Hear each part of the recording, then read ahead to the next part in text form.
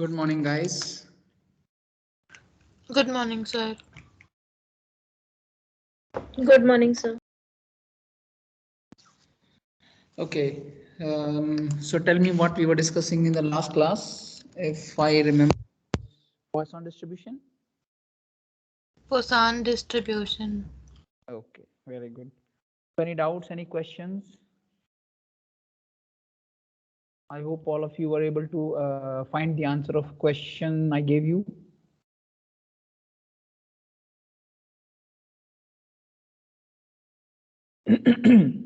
Okay, so in that module, now there is one topic left, which is about sampling techniques. Okay, so this is purely theoretical topic, sampling. So I have given you the material about this topic. So I would suggest you read that topic, and if you face any difficulty, we can discuss it in the class. So I'll give you just a brief idea about what is this sampling. Sampling is if you have to perform any experiment. So definitely you need some data, and the data you are going to get from samples. So you collect the sample and then you get the data from these samples.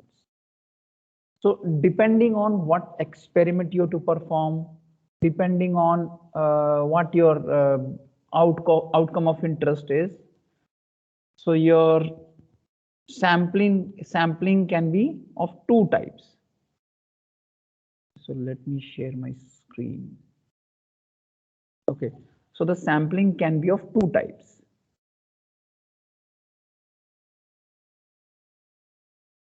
One is called as probability sampling and one is called as non-probability sampling. So probability sampling is when all the possible samples for your study have got equal chance of getting selected. Okay, so suppose I want to know what is the average height of people living in Noida. So suppose this is the task I gave you, that you have to tell me what is the average height of people living in Noida. So you can collect sample in various ways. So probability sampling is when all the individuals living in Noida have got equal chance. Okay, so if I'm telling you that you have to give me the answer and your data, your sample size should be minimum 500. So what you can do? So either you say like you are studying in MIT University. So probably you'll try to find out this. You'll try to collect this data from university itself. You'll just ask, do you live in Noida? And if someone says yes, I live in Noida, you take the measurement. Okay, you measure the height and then you record it, and you get data from 500 individuals like that. But that's not probability sampling. So that's called as non-probability sampling. Non-probability sampling is when everyone is not having equal chance of getting selected. Since you are taking sample only from MIT University, so not all the people living in Noida are studying in MIT University. So that is the non-probability sampling. If you go out, okay, if you go out and you take samples randomly from different places of Noida, that is called as probability sampling. So in probability sampling, each entity or each sample in your study has got equal chance of getting selected. And non-probability is when each sample is not equally or when each sample has not got chance of getting selected, right? So that is non-probability sampling. Now both probability and non-probability sampling are having different subtypes. So there are 4 subtypes for probability sampling, 4 subtypes of non-probability sampling. So you have to study these 4 subtypes for both probability and non-probability. So this material is already given to you. So that is purely theoretical. So I would suggest you read that. Okay, and if you face any difficulty, we can discuss that in further classes. All right, guys. Okay, sir. So that was we were supposed to study for module 4. So we are done with module 4. So we are done with module 1 and 4. So today I'm going to talk about module 2. And module 2 deals with correlation and regression. So these are the two terms or two topics that we are supposed to study. Okay. So before I start explaining correlation, you guys have to tell me what is this correlation? I'm sure you all have heard about this term correlation. So what is the general meaning of correlation? So you guys have to tell me. Okay, so let me ask who will tell me that. Adhish. Adhish.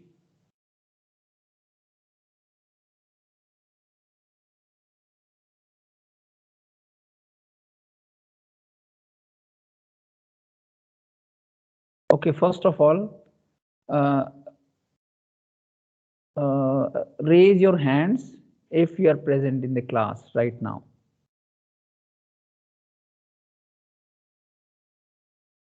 I want to know how many people are sitting in the class and listening.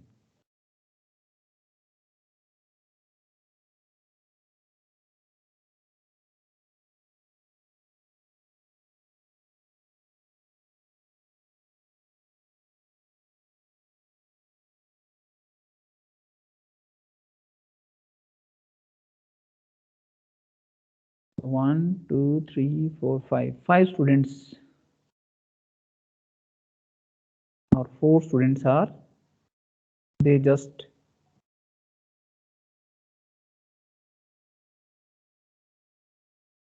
okay. Adhish, switch on your mic. Yes, sir. So have you heard about this term Sir, correlation? Yes. yes, sir. So batao, what do you understand by correlation? I'm not talking about statistical definition. Any definition that you know about what correlation basically tells us. So correlation means they have they have, uh, so it's like they move in same direction or like they are related to each other. Okay, Like very good. Yes, yes. if they have, I mean, it can be termed as a positive correlation or a negative correlation. Okay, ठीक है, very good. Manaswini. Yes, sir. So, what do you understand with correlation? Sir, I think it's the relationship between any two or more than two variables, for lack of a better term, and how, let's say, if there is some kind of change in one variable, then the effect that that change has on another, on the other variable can be termed as the correlation between them. Okay, all right, very good. So, correlation is basically a relationship between any two, right? So, any two variables or any two entities or any two objects, if you find there is a relationship, we call it as correlation. So, that is a general definition. But in biostatistics, when you talk about acha, so one student was raising hand. I guess it was Shivani. Shivani, you would like to say something about correlation before I start explaining? Um, so, what correlation basically is? It's basically the relationship or connection between two or more things. Okay. All right. So in statistics or in biostatistics, yes, Ishita, you want to say something?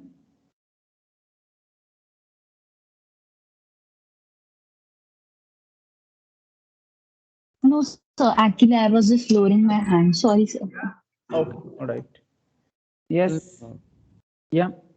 it can also be said like interdependence between two variables. Interdependence. Okay. Yes. That is also true, but not entirely true.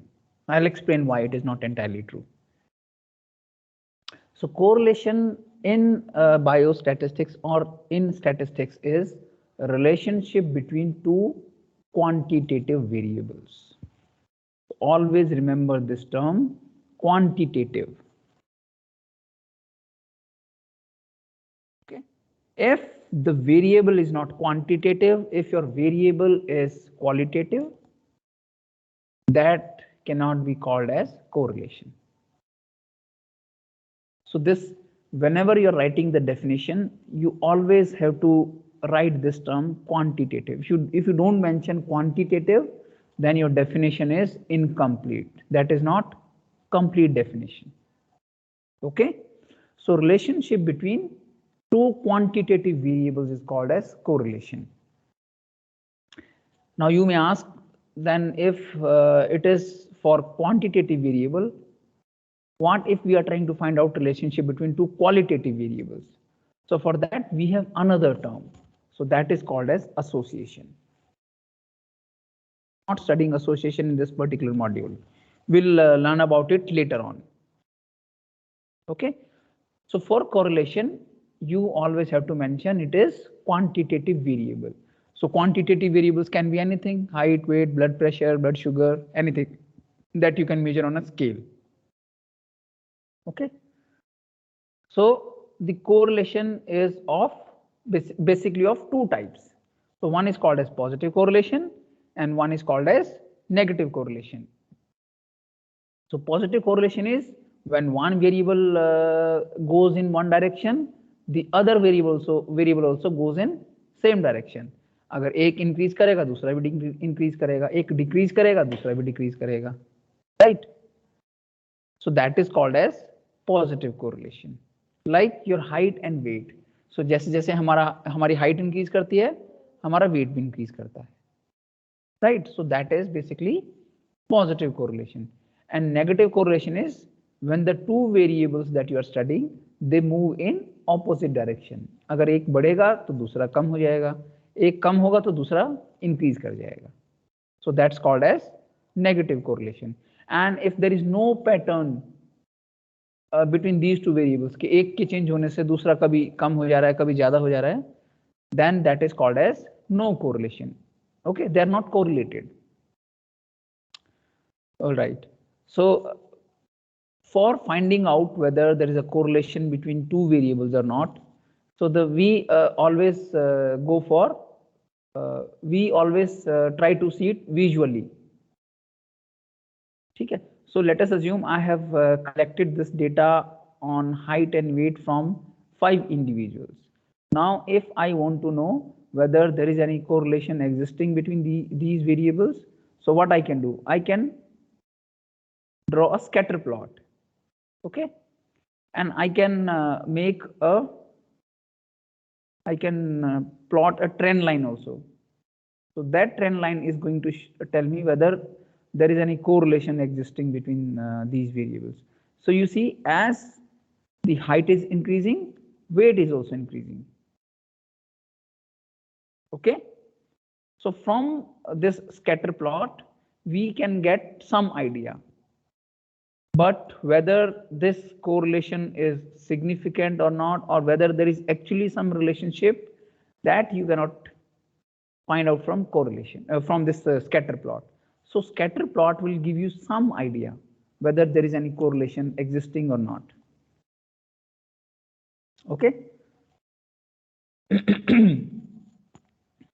So all right, now okay, so far any doubts, any questions?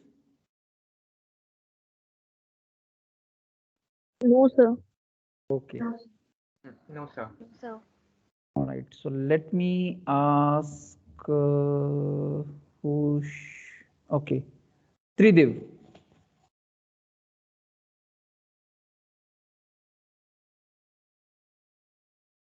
Tridev.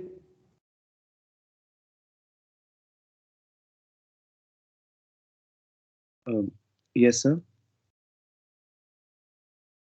Okay, Tridev. Tell me, what do you think if I try to find out whether smoking and lung cancer are correlated or not? So what do you think? What type of correlation I should expect, positive or negative? So definitely positive correlation. Definitely positive. Okay. Yukta? Yes, sir. What do you think? What should be the answer? Do you agree with Ridev? Yes, sir.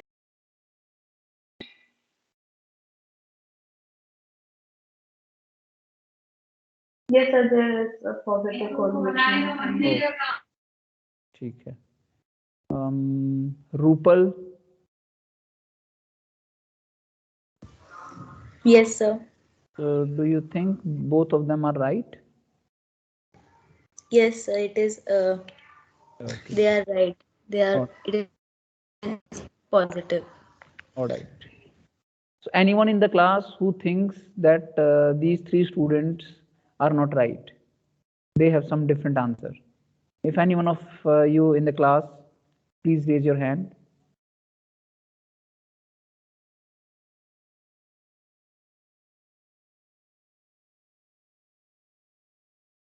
Okay. All of you think that the three students are right. And what I think is all these three are wrong. Now, who wants to go with me? So I'm saying their answer is not correct. So anyone who thinks I'm wrong, please raise your hand.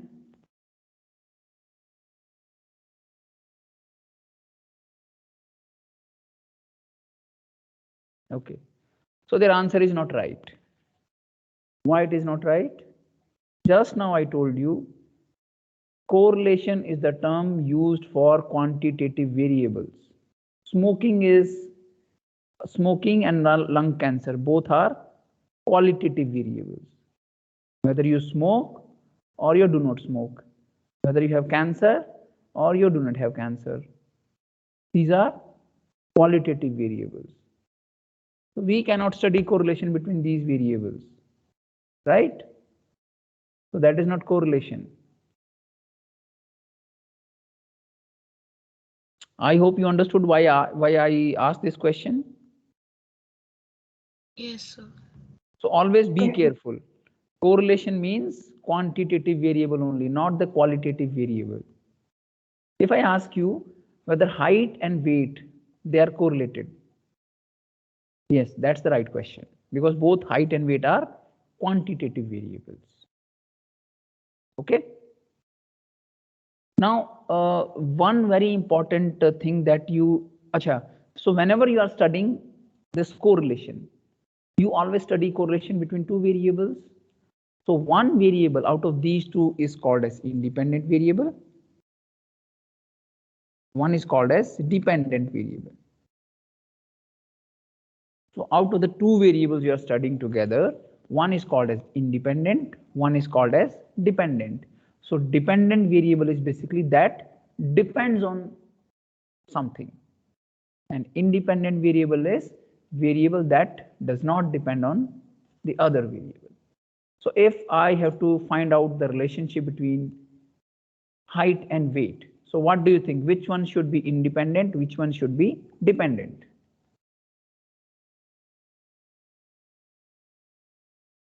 So weight Sir, should be height is independent. Height is independent and weight is dependent, because weight depends on height. So आपका weight can be decided by what is your height. पर आपका height कितना होगा ये आपका weight decide नहीं कर सकता है, right? So here it is pretty clear which one is independent, which one is dependent. But in some scenarios that may not be very clear कि कौन सा वाला dependent होगा, कौन सा वाला independent होगा. For example, cholesterol level and systolic blood pressure. So blood pressure depends on cholesterol level, or cholesterol level depends on blood pressure. We don't know. It can be either way. Okay, so in such cases it is very hard to find out which one should be independent, which one should be dependent. So then you have to decide, you have to have some logic, which one you are considering as dependent variable and which one you are considering as independent variable. Okay, all right. One point. The other point is the question that you are asking should be logical. Okay, so you give some data to your tool or to your program for correlation, and you find out correlation. It is possible that from that tool you get some significant correlation, but in reality it is not there. Why that happens? Because the kind of variables that you entered, it does not make any sense that there should be any correlation existing between these two. For example, if you enter the shoe size and the income, you are trying to find out whether there is any correlation. What is the shoe size and what is the income? Is there any correlation? So that's not a logical question. ठीक है, आप अपना tool में enter करोगे data को and you find out correlation, वो कुछ तो कोरिलेशन दिखा देगा, बट डज दैट मीन कि आपका जूता का साइज डिसाइड करेगा आपका क्या इनकम होना चाहिए? No. So there should be some logic, some explanation that these two variables may be related with each other. Okay, so there should be a logical relationship that you are trying to establish. And one very important concept that you must know is causality. So what is causality? One is causing the change in another variable. So height and weight. So we know there is a positive correlation. If height increases, weight increases. But whether height is causing the change in weight or not, that you cannot establish through correlation. Correlation आपको just इतना बताएगा, yes, they are moving together. Maybe in same direction, maybe in opposite direction. But one is changing the other, that may not be true. Okay, so the example I always give is ice cream eating, drowning. Okay, so one guy collected the data that what is the consumption of ice cream every day. So he collected the data for certain number of days, ice cream consumption every day and number of people drowning, and he found out a positive relationship. So if there is positive relationship, that means as the ice cream consumption increases, the cases of drowning are going to increase. So do you think people are drowning because they are eating more ice cream? Is it possible? Yes, sir. How? Only if the ice creams which are being manufacturing has been some contaminated with some microbes. No, there is no contamination. There is absolutely no contamination. Then it's no, sir. It's not possible. But still you may see the correlation. So if there is a correlation, that means although they are related with each other, but this drowning cannot be caused by ice cream eating. So that means it is, so that you cannot establish the causality. Probably there is some other variable that is controlling both of these variables, and that variable is season. So this guy collected the data in summer season. So you know, in summers people eat more ice cream.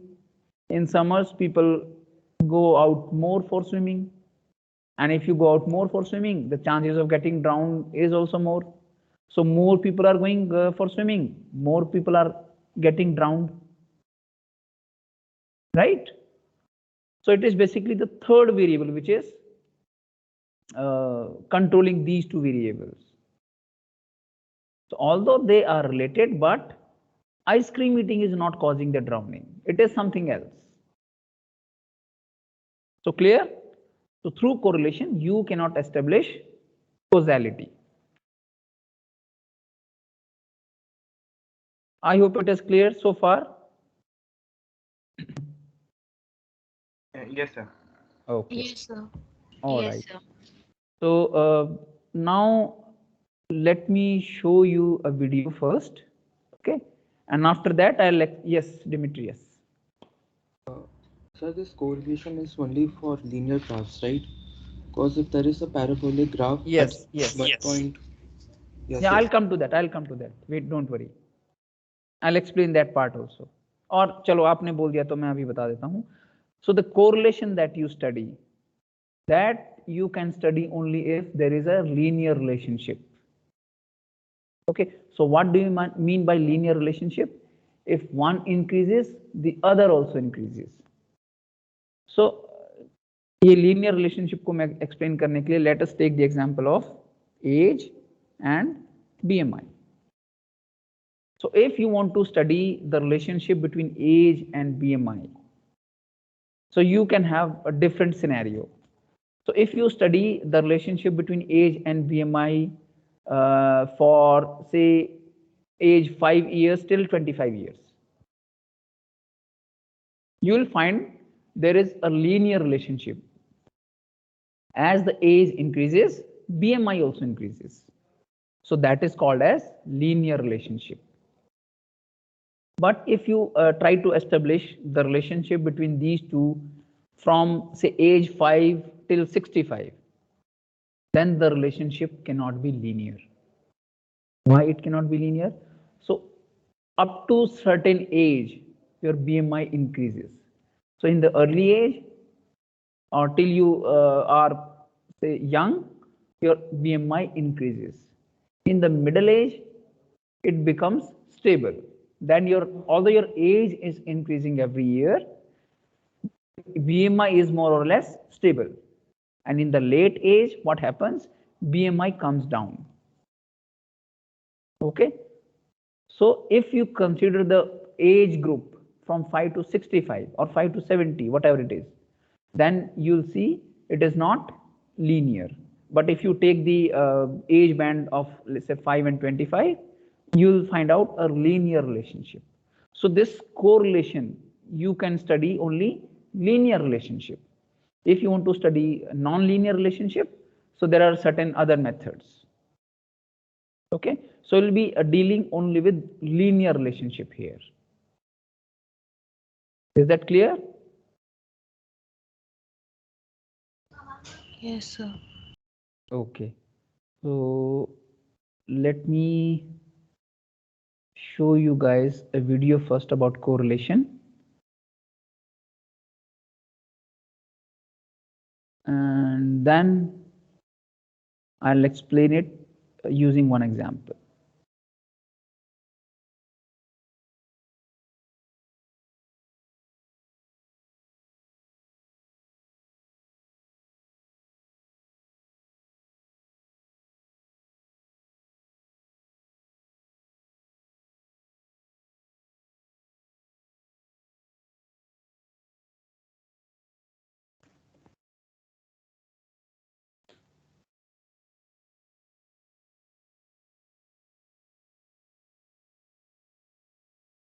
Okay.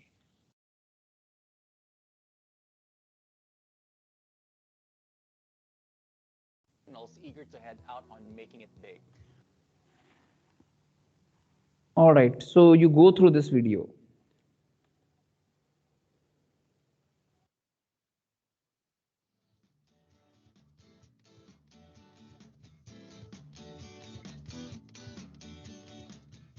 Hello, and welcome to the next video in my series on basic statistics.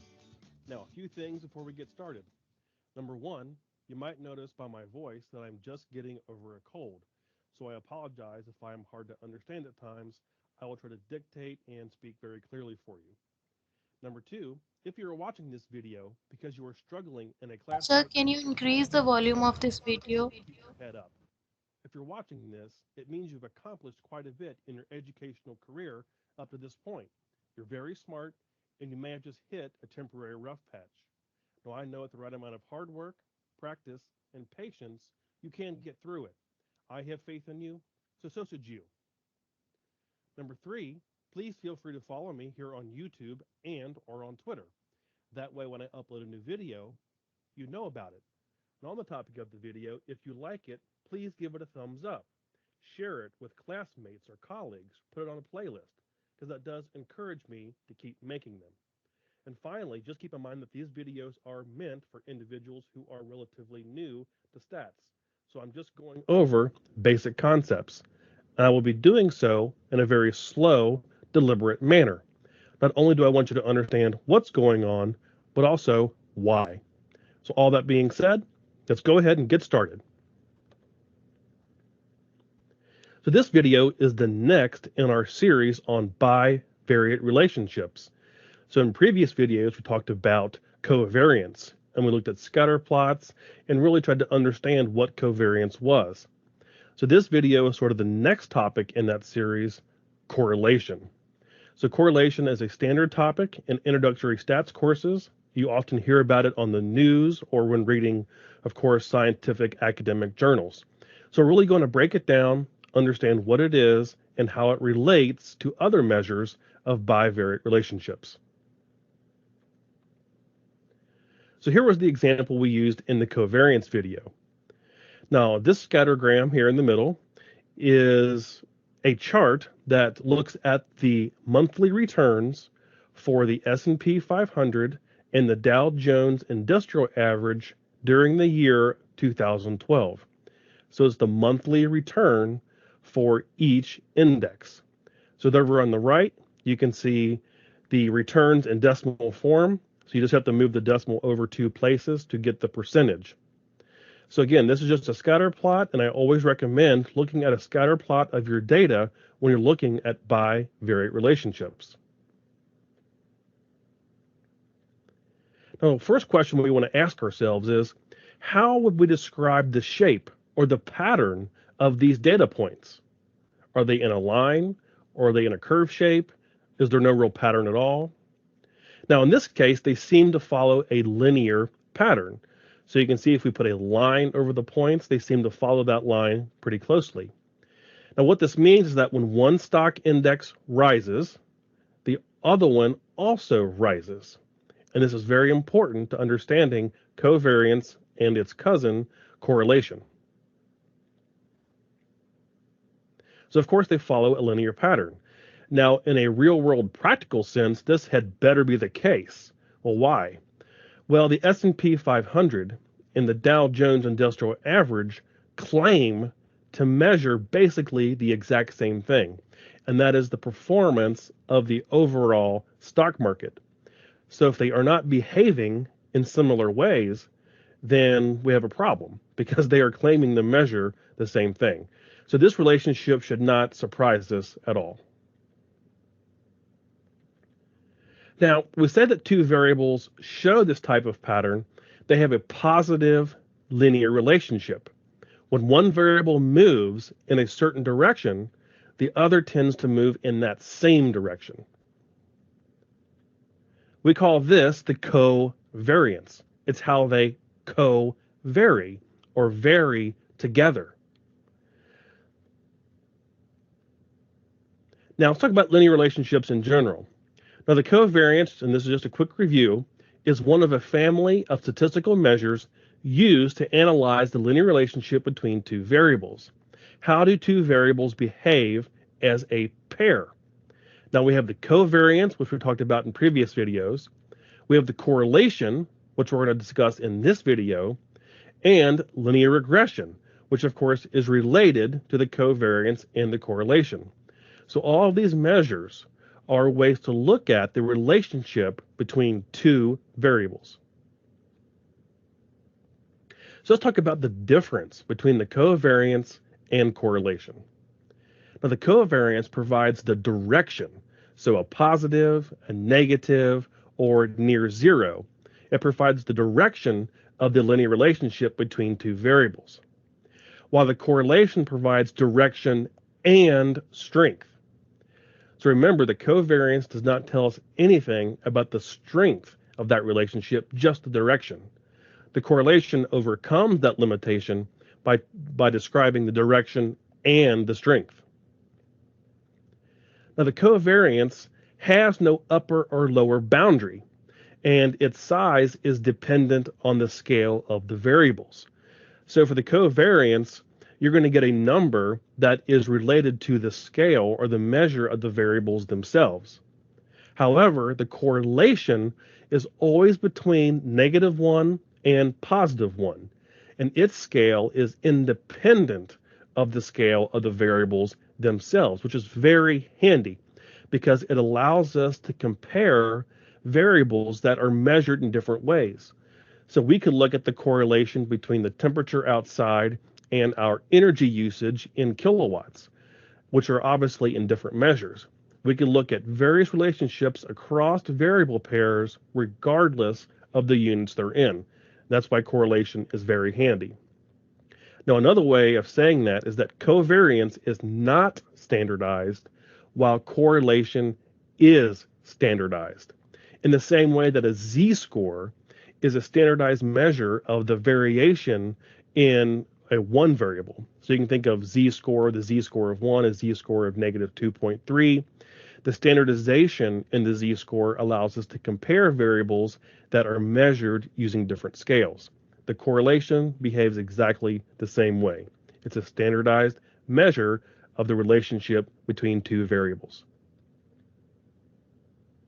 Now, there are a couple things to keep in mind when you're interpreting correlation measures. Number one, before going crazy computing correlations, look at a scatter plot of your data. What pattern, if any, does it exhibit? So a lot of students I work with are always gung-ho about calculating or putting the data into a statistical software package or Microsoft Excel and calculating the correlation without actually looking at a scatter plot of the data. Always look at a scatter plot first. The correlation is only applicable to linear relationships. There are many other types of relationships that can exist between two variables, and we'll look at those here in a minute. For example, if we were going to look at a scatter plot of energy usage versus the temperature outside, and I live here in the Midwest, so our seasons vary quite a bit, what you'll notice is that when the temperature is very low, the energy usage goes up. Now, as the temperature rises to a moderate amount, the energy usage goes down. But then when the temperature gets really hot, energy usage goes up again. So the scatter plot will probably look like a U shape. And of course, that's a curved shape. It's not linear. So you always want to use the scatter plot to look at the shape of your data and realize that correlation is only applicable to linear relationships. Number three, and I'm sure this is hammered into your mind in your classes, and that is correlation is not causation. Because there's an idea called spurious correlation, and that's when two completely unrelated factors that may have a mathematical correlation but have no sensible correlation in real life. So maybe we measure the number of times our dog barks, and we keep that data in relation to whatever phase the moon is in. So maybe our dog barks more when there's a full moon, and it barks a little bit less when there's a 3/4 moon. It barks a little bit less when there's a half moon. So this relationship, this correlation exists, but it doesn't mean anything in real life.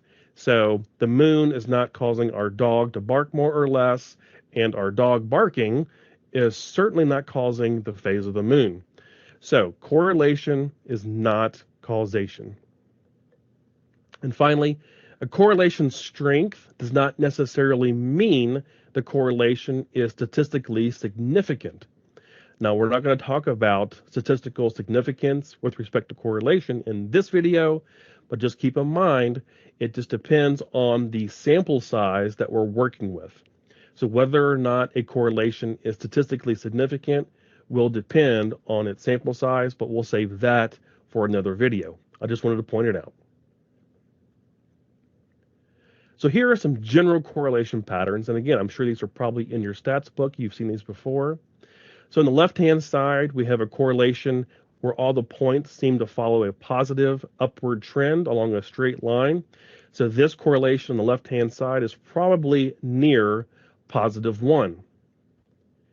In the middle, we have the points that follow a negative relationship. So it starts at the upper left and goes down to the lower right in a straight line pattern. So this correlation is probably near -1. And then on the right-hand side, there seems to be no linear relationship at all. So the correlation of these points is probably near 0.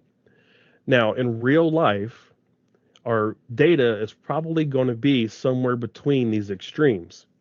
So we're not going to have data that looks like the +1 and -1 general patterns, and data that, well, we probably will have data that does not have a correlation that will look like the one on the right. But when data does have a correlation, it's going to be somewhere between the plus and -1 extremes and the 0 example. And again, that just comes with looking at the scatter plots of your data. Now, data, like I said before, does sometimes follow non-linear relationships. So on the left-hand side, we call this a quadratic relationship. And this might be a good example when I was discussing energy usage and the temperature outside. So if the x-axis down there at the bottom is the temperature outside, when the temperature is really low, we might use a lot of energy to warm our houses. As the temperature becomes more moderate there in the middle, we might actually turn the air conditioning or the heat off completely, open the windows, and therefore we're using very little energy. But when the temperature rises and becomes uncomfortable, we're likely to turn the air conditioning on, and then our energy usage goes up again. So in that case, it might follow this U shape, which of course is nonlinear. Then we have an exponential pattern, which comes into play in some areas of biology and demographic data and things like that. But again, it's not linear. It follows this curve that gets steeper as it goes up. And then we have a polynomial relationship. So this kind of has a S kind of squiggly curve shape, and we sometimes see that in data. So again, these are not linear. So again, you have to look at a scatter plot of your data to make sure it is applicable to doing correlations. So again, here is our example of the monthly returns of the S&P 500 versus the Dow Jones. So when the S&P goes up, the Dow Jones tend to goes up. And again, that should make sense. Now I ran these numbers through SPSS, which is one of several statistical software packages. You could do this easily in Microsoft Excel. You could do it in SAS, you can do it in Minitab, whatever software you have at your disposal. You could also do it on a TI calculator. Now what this tells us is that the correlation is 0.974. So you can see that falls in the diagonals there from lower left to upper right. Now you can see that the correlation between the S&P 500 and itself, of course, is 1, and the same holds true for the Dow Jones and itself. The correlation is 1, because anything correlated with itself is 1. Now between the two variables, the correlation is 0.974. And I did not point out that we use the letter R, lowercase r, to denote the sample correlation coefficient. So again, in this case, it's 0.974. But we'll talk about the correlation formula and coefficient here in a second. Now, it should make sense that the correlation is this strong, because remember, the highest it could possibly be is +1. Well, 0.974 is pretty close to 1. And that should make sense given the way our data looks and what we're measuring in the real world. Let's talk about the correlation formula a bit. And I'm not one to really harp on memorizing formulas, But I just want to point out sort of where this comes from and how it relates to other things we've talked about.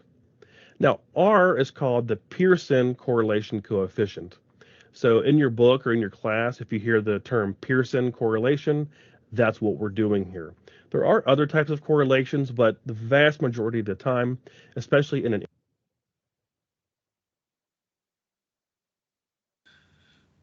Okay, guys, we are not left with much time now. So we have to stop this video here. I'll continue this in the next class. And then I'll discuss more about correlation. Okay? Okay, sir. Yes, sir. All right. So that's all for today. Thank you very much, guys. Have a nice day ahead. Bye bye. Thank you, sir.